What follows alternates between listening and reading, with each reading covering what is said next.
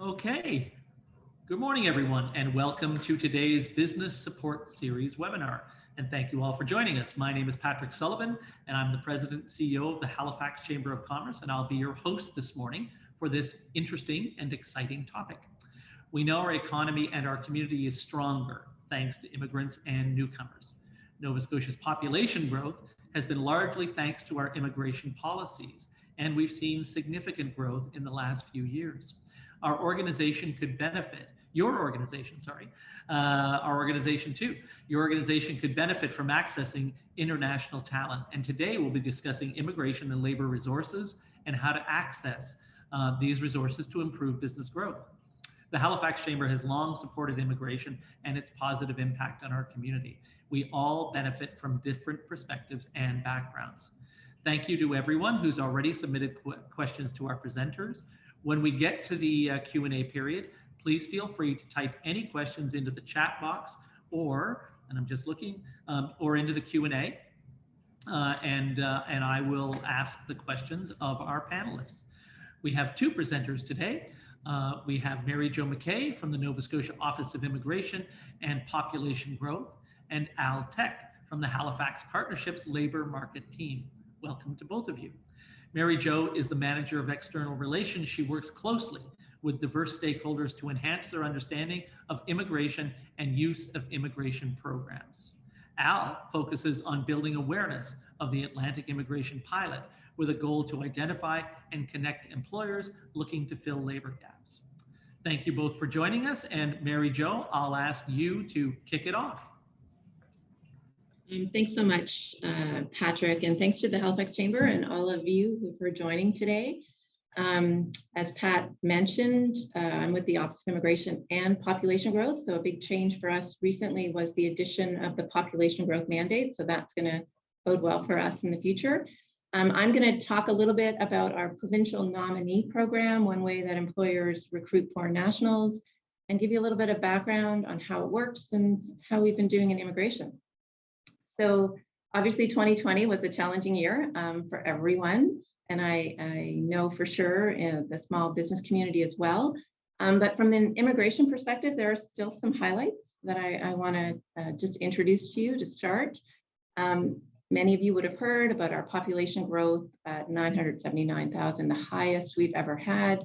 Our former premier spoke to the march to 1 million. Immigration is playing a big piece in our population growth, and that's very good news.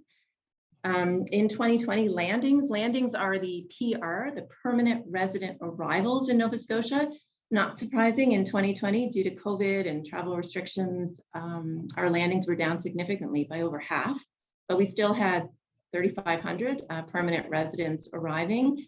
And I'm pleased to say that the Nova Scotia Office of Immigration and Population Growth, we are supporting most of those permanent resident arrivals. So what that means, in Nova Scotia, we have to work really hard to get those foreign nationals to choose our province. They may know in their head Toronto, Montreal, Vancouver, and just naturally end up in those places.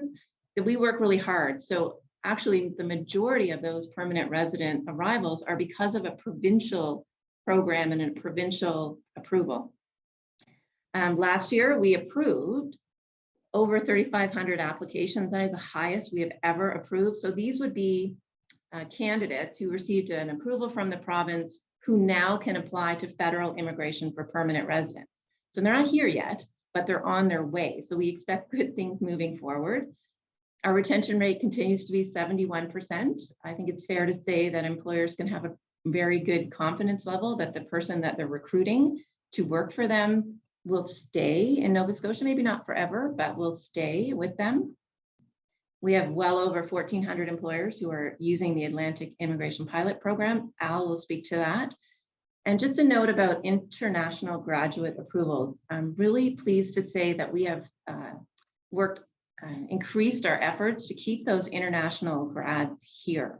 So they've gone to university here, they've been trained here, they speak French or English well, they know the community, they have friends. We want to make sure that they stay in Nova Scotia. And just a number of years ago, that number for international graduate approvals was 35. And in 2020, we were over 1,000. So just some good news from the immigration front, appreciating that, yes, COVID has impacted many things, but we had some really good things to say for 2020 and are on track to increase and maintain that growth. So I said I'd talk about the Provincial Nominee Program, our Nova Scotia Nominee Program, but just a little bit of background, Immigration 101, just to set the context. Every province in Canada engages in the immigration space under a shared responsibility through our Constitution. So we have the authority to recommend candidates to federal immigration for permanent residency. But it is still federal immigration, Immigration, Refugees, and Citizenship Canada, who will make the decision about who gets into this country, be they coming as a visitor, a student, a temporary worker, permanent resident, or a citizen. Having a provincial approval is a really good step. The conversion rate is very good, but it will still be up to the feds to make the decision about who gets in. They'll also make the decision about how many people can get in.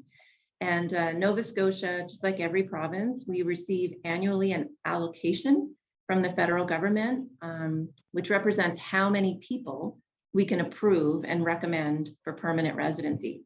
So we are limited, and we max out that allocation every year, and we always try to increase it by negotiating with our Atlantic colleagues.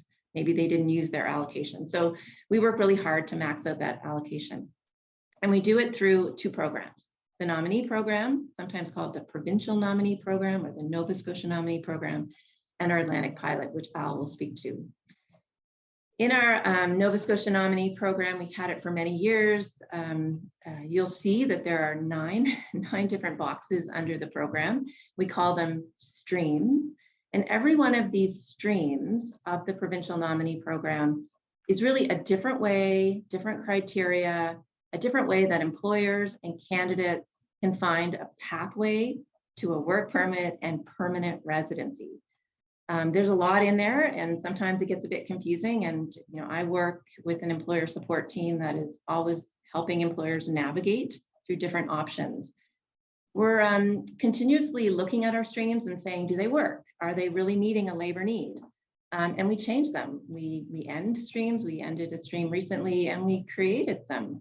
So I'll just highlight, in our nominee program, there's a stream called Occupations in Demand. And it looks at in-demand occupations. And we had created that stream not that long ago for truck drivers and continuing care assistants. Well, many of you on the line would know about the growth in the construction industry, some labor challenges there. And we had lots of conversations with the Construction Sector Council and others. And we looked at how can we use that stream more strategically to support that sector. So we revised it, and we're now also including heavy equipment operators and construction trades helpers and laborers.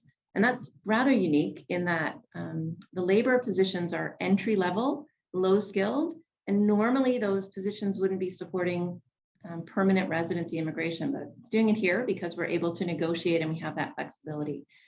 We also created recently a program called the stream called International Graduates in Demand. And that's really a way to help the international students who are graduating from private career colleges, not the publicly funded post-secondary, but the private career colleges who normally wouldn't have access to some of the same benefits that graduates of our universities and the Nova Scotia Community College have. It's a way to help employers make job offers to them and support their permanent residency without the employer having to go through the federal temporary foreign worker program. So that's our nominee program. Within the nominee program, we have streams that are based on a job offer.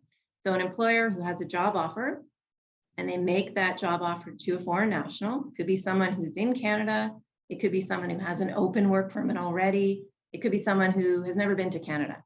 But the employer has a full-time permanent job offer that for us means minimum of 30 hours a week, no end date. Make the job offer to us, demonstrate recruitment. So we still need to know at the provincial level that, and feel confident that the job offer is made to a foreign national when there isn't a Canadian or permanent resident already here. So we do have a recruitment test. You need to see postings of your ads. We're not going to charge you money for that. It's not a labor market impact assessment for anyone who's familiar with that federal requirement, but we have a recruitment test. But if an employer makes that job offer to a foreign national, and the foreign national applies to us under our Provincial Nominee Program, and are nominated, approved by the province, the foreign national can apply for a work permit and apply for permanent residency. Sometimes they don't even need a work permit. They might already have one.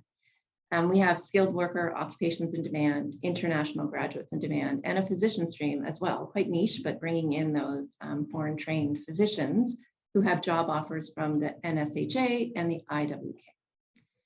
Under our nominee program, we also have streams that leverage the federal government's express entry system.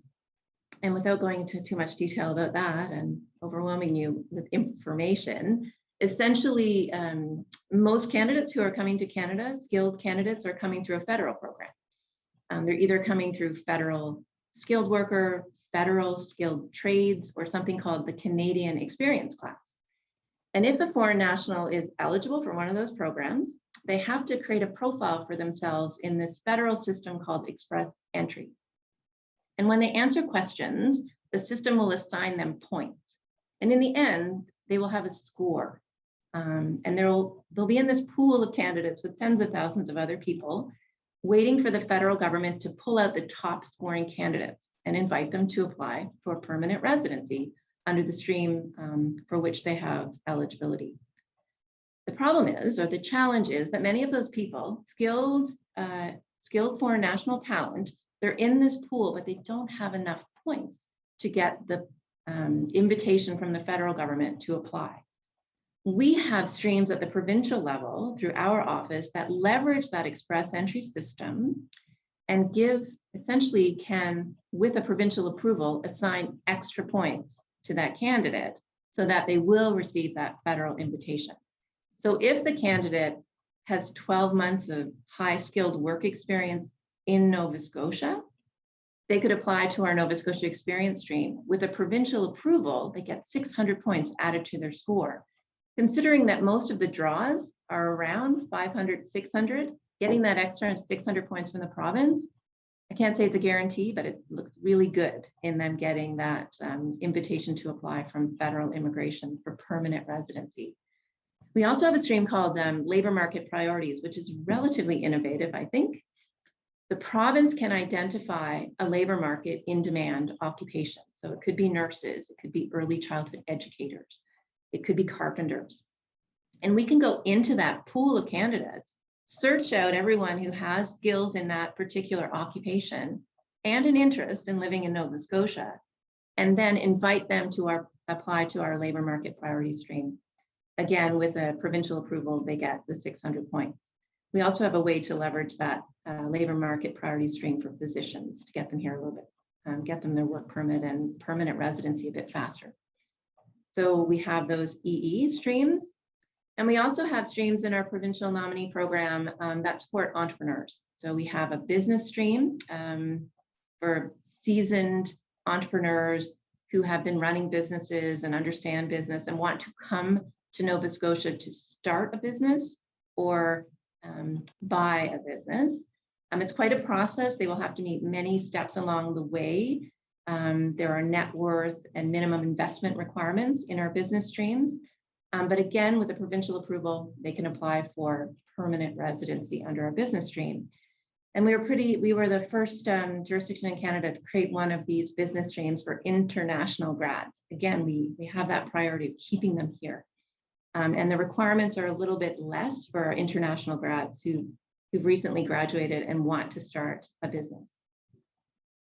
I've talked a bit about the process, but this slide explains it in a visual.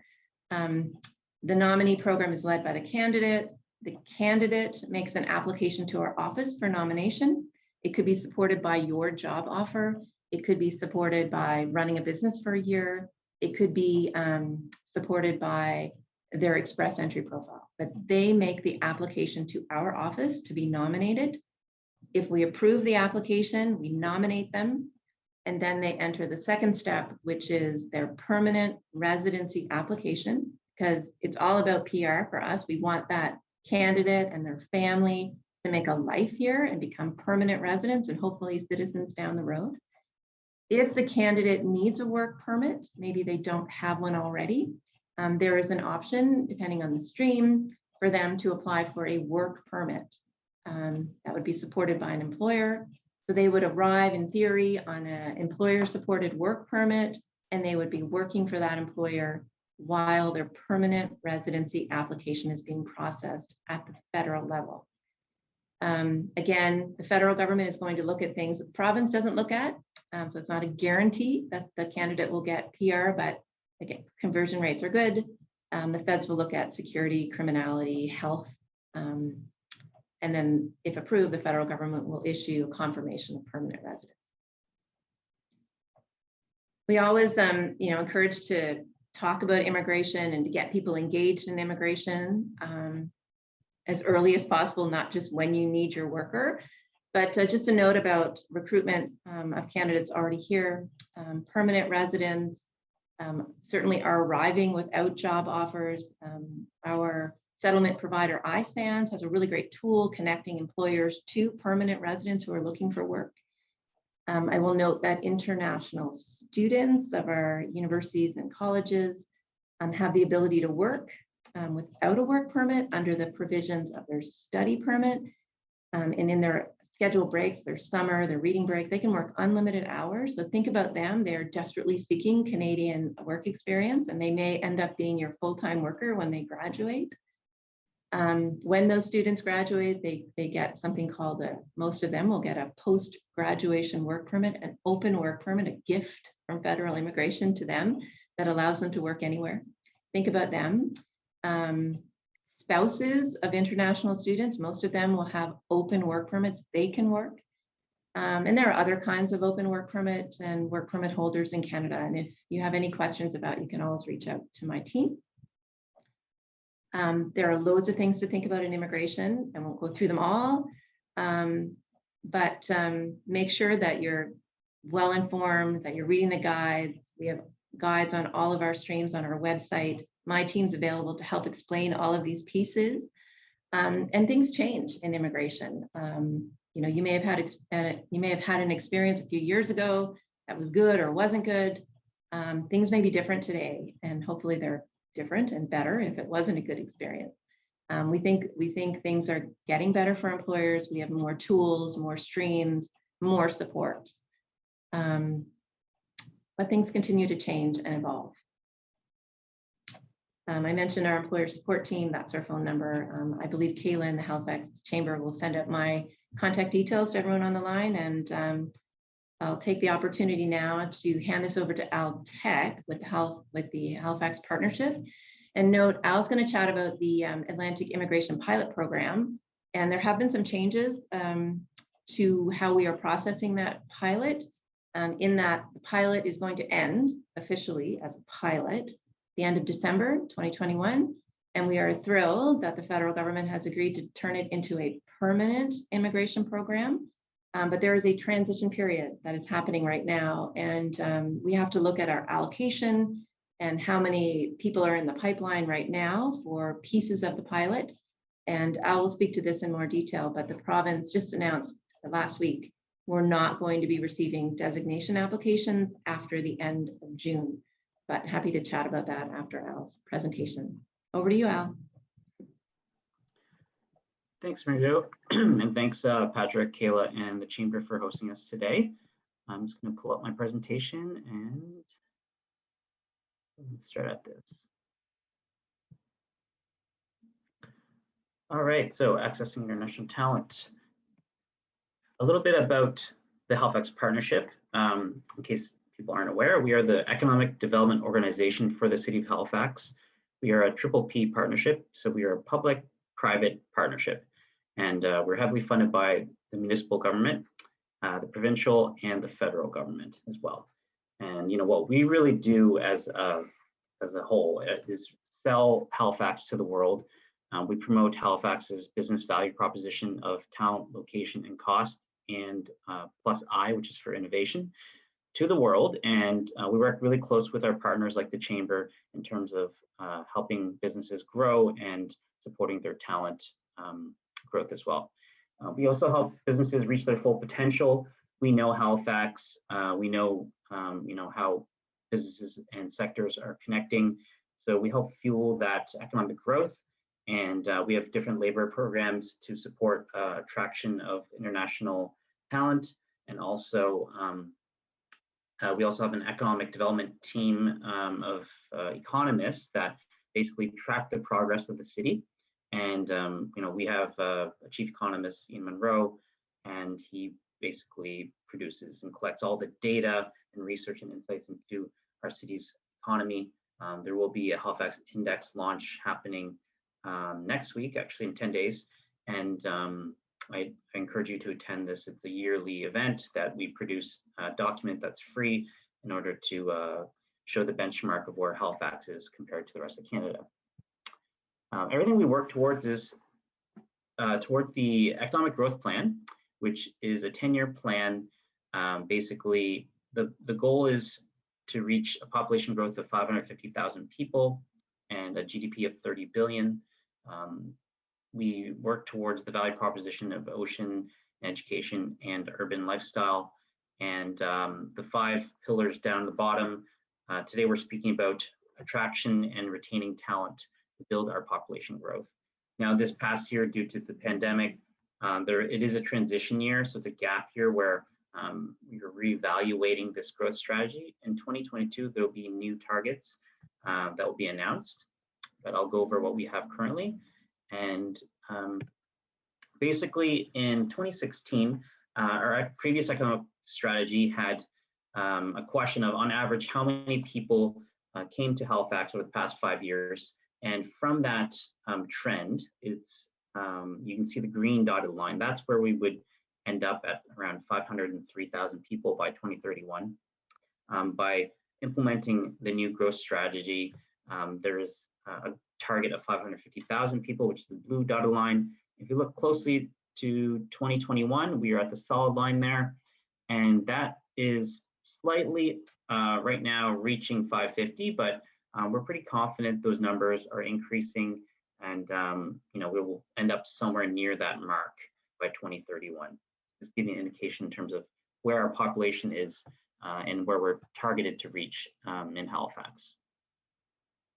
My role as an account executive under the Atlantic Immigration Pilot is to build awareness to employers and sector organizations of the AIP for short, and also connect employers with Mary-Jo's group, the Nova Scotia Nova Scotia Office of Immigration and Population Growth, and also settlement agencies such as ICNs and the YMCA Y-Reach program, and also to support and connect employers to providers and business groups.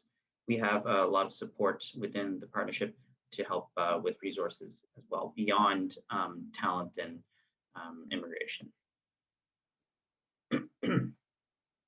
A little bit overview of the AIP. It's a 5-year federal pilot program, as Mary-Jo mentioned. We're in its 5th year. It's been a very huge success in terms of reaching its targets. It complements the Provincial Nominee Program. It's intended to address key labor market needs for employers, and foreign nationals require a job offer as well. In terms of priority processing at the federal level, pre-COVID, it was about 6 months to receive a permanent residency for applicants. And right now we're advising the timelines can change depending on the federal processing, but it's at least 6+ months. And really the one thing to remember of the AIP program is that it's the fast track to permanent residency in order for employers to bring talent here or to retain their current employees. It's a pathway to permanent residency. Some good news in terms of the AIP and its retention of the newcomers that came through AIP through beyond 1 year. 90% have decided to stay in Atlantic Canada. Beyond the 2nd year, it drops a little bit to 70%, but those are really great retention numbers. People obviously love Halifax and Nova Scotia, and as we see from our population growth and businesses booming here, this is I think a stat we'll probably likely stick around. We just have a quote from one of our AIP designated employers, Time and Space, Donna Eltine, because they're a designated AIP employer, and they've used it to support retaining one of their international graduates. And right now they're in the process of receiving their permanent residency. There's a link for this article at the bottom there as well, and I can share it to Kayla after the event if you're interested in reading more about retention numbers. Eligible candidates under AIP would be through 3 streams: the Atlantic Intermediate Skilled Program, the High Skilled Program, and the Atlantic International Graduate Program. Not to go too far into detail, but this is dependent on the level of job that's offered to the candidate. NOC codes come in play, which is the National Occupancy Classification Code. And it's either AIP eligible roles are under NOC 0, A, B, or C. And the Atlantic International Graduate Program would fall under hiring new grads from graduating colleges or universities across Atlantic Canada, who also do not require any work experience, which is a really great feature of the program. So this is a visual of the process. Basically, the first step is to participate in the program by opting in and becoming a designated employer. It's a very simple form to fill out, under a half hour. Basically, if an employer is operating and working in Nova Scotia for 2 years plus, they're eligible, and it's a simple form. There's no cost involved at all throughout this process, which is a big plus. And in the meantime, while an employer is being designated, they can either be recruiting a candidate from overseas, they could have a candidate on the ground, or they might have a candidate within their team that would be interested in the AIP pathway to PR, permanent residency. And the second step of endorsement is where the employer, the program is an employer-driven process, so the employer would be supporting the candidate in terms of driving the paperwork and filling the forms out for them and working with them with settlement organizations like ISANS or YMCA to make sure they're settled into the community.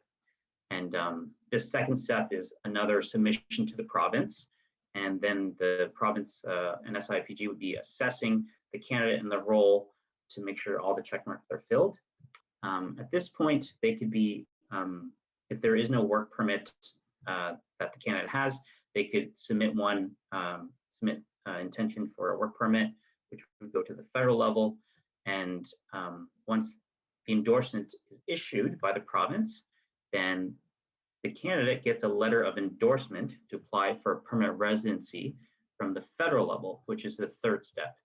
And that's where it takes more candidate work driven, where they would apply themselves for PR.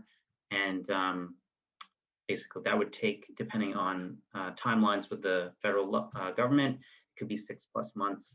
And that kind of completes the cycle of AIP. So why would an employer use AIP? So there's some benefits that are listed here. Basically, international graduates from universities and colleges, as mentioned before, do not need any work experience, which is great. Once they graduate out of school, they can be endorsed by the designated employer, and there's no cost involved. They would basically, it's a great benefit to help support that individual in staying in Halifax, staying in Atlantic Canada, eventually working towards their PR and citizenship. A big plus is there is no LMIA, which is a labor market impact assessment. Designated employers under AIP are exempt from this fee. Normally it would cost a $1,000 processing fee to apply for an LMIA, which is required when an employer is looking to hire a foreign national. So you're exempt under the pilot. High skilled jobs require at least a 1-year contract. There's no permanent job offer required, but that's usually emphasized for AIP. It's a pathway for work during PR application for a candidate. And also the settlement agencies are connected very closely with AIP. So in terms of bringing families over, children, partners of the applicant, they're heavily funded to basically make sure that person and that individual is settled and feels welcome in the community, and is also connected to schools, language programs, making sure they're set up for success.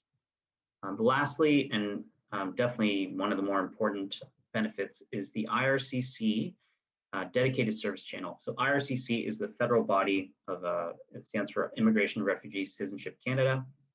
By participating in the pilot program, you have access to a dedicated service channel, which is a free account manager provided by the federal government. That is a one-on-one person you can contact by email or phone, and they can help you along the way. You can contact them for updates or any immigration questions. That's a huge advantage for employers. So many immigration questions, I'm sure they probably have. The for national eligibility under AIP, and we mentioned a job offer is required, and it's a permanent job offer or at least a one-year contract for high skilled, and also the education has to be at least a high school equivalency if they're overseas. Of course, if they graduate from Atlantic University, that would be fine.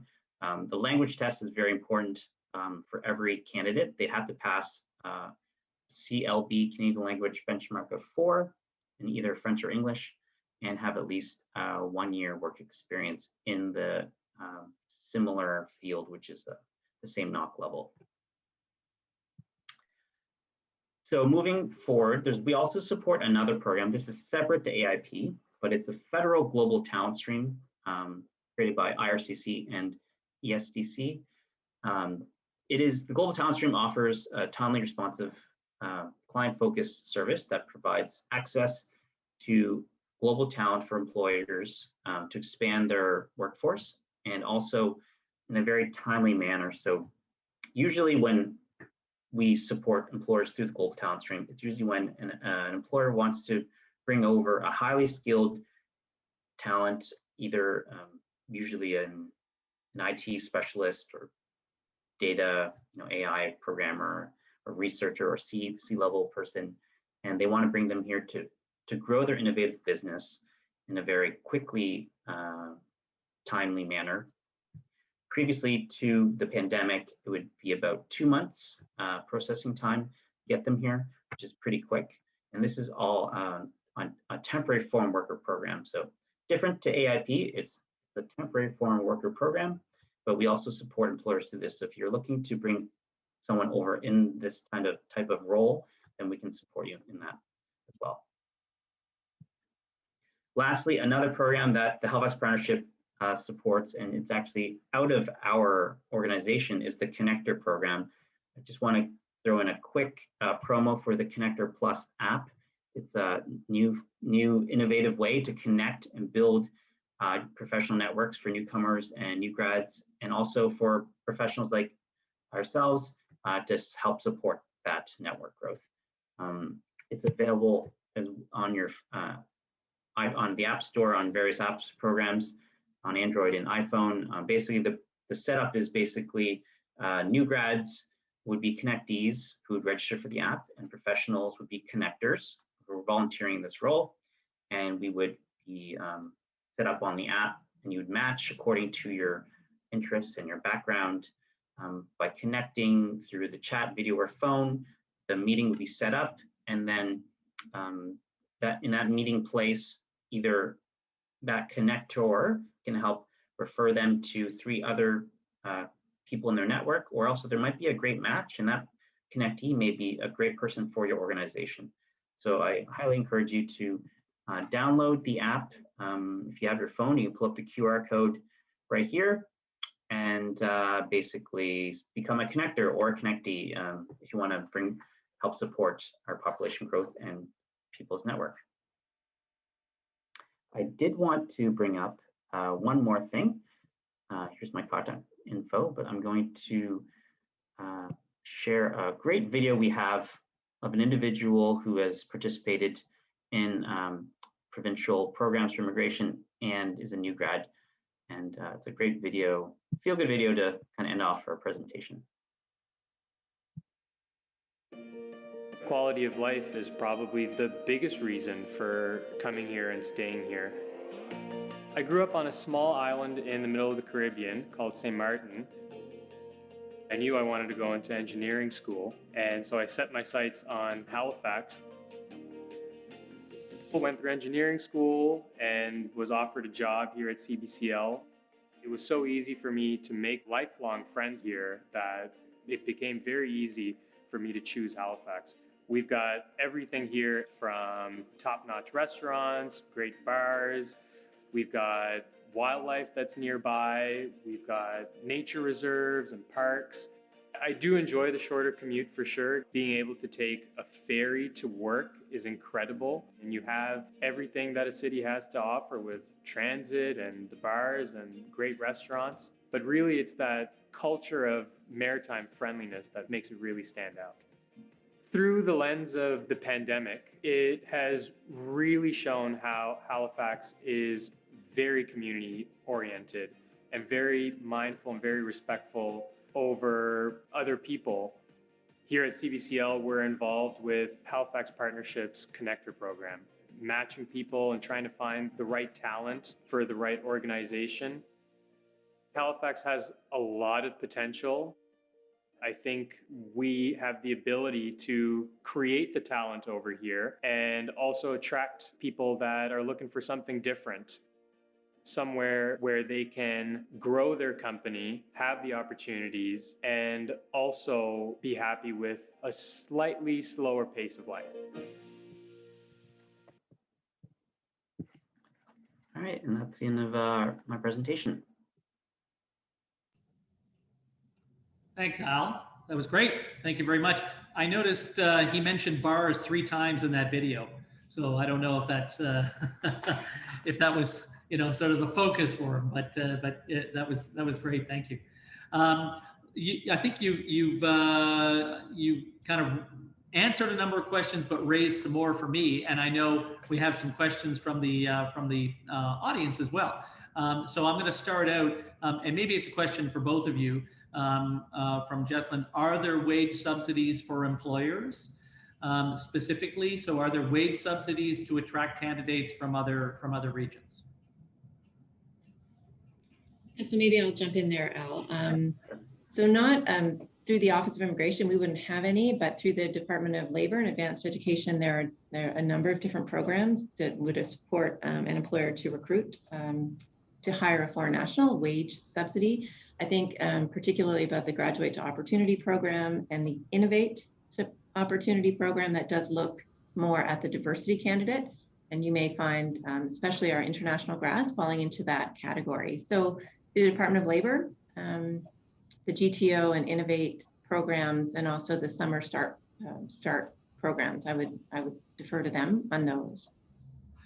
And just on the, sorry, you mentioned 2 programs, the Graduate to Opportunity, and what was the other one? Sorry. Innovate to Opportunity. Yeah. Oh, okay. I'll send links. Yeah. Oh, that'd be great. Yeah, you could just stick them in the chat. And I think, maybe somebody's already doing that, but Kayla's already put up a link there. So another question, and again, maybe it's for you, Mary-Jo. What's the current average processing time for the nominee program, or and I guess for you, Al, and for the Atlantic immigration pilot? Maybe we'll start with Al this time. The average processing time. Yeah, sure. Actually, both programs are under Mary-Jo. I think she should answer both because her office will process them. Thank you. Yeah. I mean, it really does depend. So, I mean, the pandemic has thrown a lot of things, it's just thrown us for a loop in many ways. We are kind of mirroring many of the federal approaches to support candidates who are already in the country. So, for example, if an employer had a candidate working with them, maybe it was a new grad who'd been working there for 6 months, and the employer wanted to support them through either the NSNP or the PNP. They're in Canada, they're working now. We are prioritizing applications for candidates who are in the country. We want them to remain in the country. If that candidate potentially has an expiring work permit, we're gonna expedite that file, versus an employer who's identified a great candidate in Ecuador or Boston. We're not prioritizing those applications unless they're in healthcare. So I don't like answering questions with "it depends," but it does. So if it's a prioritized candidate, in country, expiring work permit, potentially working in healthcare, that's going to go to the top of our queue, and it will get into assessment looking at like a month for a nomination or an endorsement under the Atlantic pilot. And then if the candidate needs a work permit, you can go online. I can send all of these links, but check processing times, federal government. I just checked myself. It's 42 days. The federal government says to process a work permit made from inside of Canada. I mean, in many ways, that's what the employers most focused on, getting them the ability to work or keep working. Permanent residency applications, I mean, there are delays there absolutely because of the pilot. So that was not an answer, but it does depend. And if you want to talk about your specific situation or candidate, we can get into more detail on a one-on-one conversation. Okay. So Al, you're out there talking to employers, I think, on a regular basis. Yeah. What are they saying? I mean, over the last number of months, is it easy to become a designated employer? Has COVID impacted them? What's happening with them? And I guess, should they become a designated employer? Sure, great question. Yeah, I'd say this past year has been obviously a huge challenge, and there was obviously some pause on hiring and accessing talent and with restrictions. But this past, I'd say since in 2021, a lot of my meetings with AIP have been about endorsing and supporting the team members with AIP. So if they're hiring international graduates or their staff members have just finished school this past year, the general consensus is they want to definitely support that candidate and that individual and staying here, because it's such an uncertain time, and there's such a great talent. They don't want to lose them to another city or to another place. So the demand for designation and endorsements is just as high as last year, if not more. Designations, of course, encourage. There's no cost involved. Mary-Jo mentioned next year there will be another program with all likelihood. So this should continue. It's a great program to have access to. If you don't know much about immigration, you have access to settlement organizations, Mary-Jo's group at the province, and also the federal dedicated service channel, which is a huge plus. Of course, I'm pushing to get designated. You have about 2 weeks to get in there if you haven't been designated. Yeah, it's been very successful still during the pandemic, for sure. So sorry, just so I understand. So what happens in 2 weeks? Yeah, maybe I'll jump in with that one, Al. So the province, as I mentioned, gets an allocation from the federal government on how many approvals we're allowed to make under the pilot and under the nominee program. Under the pilot, we have a number, and we're keeping track of that number every day, and we're doing really well. We have lots of candidate approvals, and we have a bunch of space left, but not a lot. Those are our endorsement allocation. We made a decision last week to suspend the receipt of applications for designation. That's the first step, the employer approval piece. We've got well over 1,500, I believe, designated employers already, who, once they're designated, they can move to that next step and endorse a candidate who then can apply for permanent residency or a work permit. We didn't think it was really fair to employers to be continuing to accept designation applications, knowing that it takes time to pull an endorsement application together, to get an endorsement application approved, when we may be suspending endorsement applications before the end of the year because we have a certain allocation and we're getting really close. So for those employers who are already designated, great, continue with your endorsement application. I think we'll be receiving those into the fall. I can't say with 100% certainty. But for employers who aren't yet designated, there could be another option for you under the Provincial Nominee Program, which we can talk about. Or, be aware that the new Atlantic Immigration Program will be starting on January 1st. And it would be another option where we'd be starting fresh. Some of the details of what that new program is going to look like, still under negotiation, but it should look very similar to the existing pilot. Okay. Well, I think that answers Marilyn's question about why will you no longer be accepting employer designation applications? Will this be eliminated? I think that question is now sufficiently answered. I hope so. I'm going to ask a tactless question, Mary-Jo, which is, I think the pilot allowed for 2,000, was that what it was, 2,000 people to arrive in all of Atlantic Canada? Was that what the number was? Or was originally, but I mean, the federal government has their levels plan, and I think there was a bigger number, but we were looking at operationally 2,000 in the first year. The new pilot, we're looking at potentially up to 5,000 growth to that level. So, I mean, the good news story is it was successful to the point where the Fed said, yeah, we're going to make this permanent, and we're going to, enhance the pieces that worked really well, and we're going to tweak the ones that maybe we needed to tweak. Those details still under final negotiation. Okay, great. Okay. So Al, I mean, do you talk to those candidates once they get to the employer, or are you busy focused with the employer? It depends on the circumstance. I do have candidates reach out to me. A lot of people on the ground will say, I'm getting a job offer. I'm working at so-and-so company, and I'm looking into permanent residency through AIP. AIP is really well known across Canada and internationally because it's one of the fastest, if not fastest way to get permanent residency. And a lot of candidates, they want to stay here. No one likes to have that lingering over their shoulder. So I'm happy to connect with them. But normally the process is I would speak to the employer, get them through the process. If they've never heard of it before, basically go over this type of presentation with them, connect them with Mary-Jo's team, make sure that they're armed and have the support they need to get their endorsement through, and then help their candidates stay here through their permanent residency application. Okay. Al, tell us a happy story about a company who got somebody or multiple somebodies. Sure. Yeah. Well, I'm glad you brought that up because we're actually releasing at the partnership a series of success stories coming up. It's basically waiting on sign off, and they'll be promoted on our website and our social. I'll definitely share it to the chamber. A few success stories. We have one out of Volta, which is a small startup that really grew to support local businesses.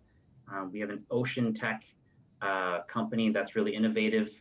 I don't want to give the names out, so let the announcement happen first, but a really cool company out of, part of the supercluster as well, and a digital agency. I can give that one away because it was in my presentation, but Time and Space supported a new graduate, and Donna had a really great quote on there. We have 6 stories, and basically AIP has helped propel these companies to the next level. Getting their CTO over here, also just growing their team of diverse talent. Keeping that talent out of Dow. One of the companies had 2 hires out of Dalhousie Engineering, and the fact that they're staying here and they're going to have put their footprint into Nova Scotia and Halifax. We're super happy to share that story. Also, one last one I forgot, and very important because you mentioned the beer and the pubs in the video, is one microbrewery is using it, AIP, and they've hired a really talented individual that came from Africa originally and is one of their amazing scientists to help get their microbrewery to the next level. So. Oh, that's awesome. Oh, that's good. Okay, well, I'm a big beer fan, so you'll have to tell me that offline. Okay. So, and again, for you, Al, I think the partnership serves Halifax, but there are counterparts in other parts of the province. So the Cape Breton partnership, are other people doing this? Yeah, we have great, we work really closely actually on bi-weekly meetings with Mary-Jo's team. Cape Breton partnership, the Western Wren, the Pictou, and Pictou has a representative as well. And we all basically get together, share our challenges and successes, and work collaboratively on this. We're supporting AIP across the province, and we love working with them. Great team. Well, that's great. Okay, great. Mary-Jo, back to you. And I'm just going to ask you this again. Can you please confirm whether employers can apply for designation until the end of June? I think you said yes, right? End of June. Yes, you can. Yes. Okay, perfect. Okay. And then another question, I think it's you again, Mary-Jo. Does a third-party recruitment company hired by the employer need to have a special recruitment license to recruit for these employers? I don't know that. Yeah, it's a great question. Absolutely. So in Nova Scotia, there's a requirement for companies that are recruiting foreign workers. They need to be licensed. It's somewhat unique to Nova Scotia. If you did a Google search, licensed recruiters, Nova Scotia, the Department of Labor and Advanced Education has a list.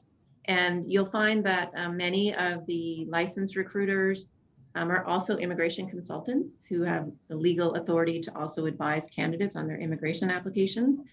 But if you are, I just put it out there, if an employer is contacted by someone who just says, if you hear it sounds too good to be true, it's too good to be true, who says, I can get you a whole bunch of workers from, you name it, Korea, South, wherever. Just be careful. You might want to check to see if that person is a licensed recruiter.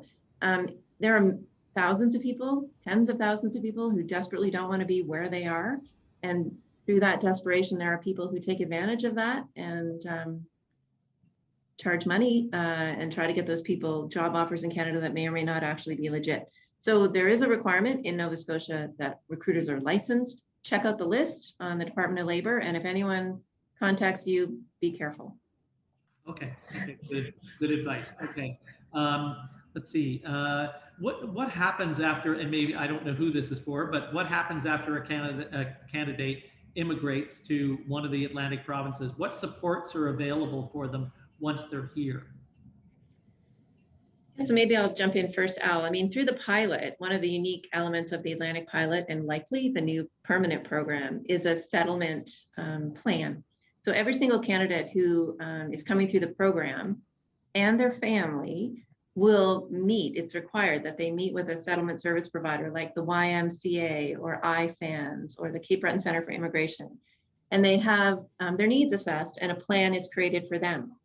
And under the pilot, the employer has to sign off on that plan, as does the candidate.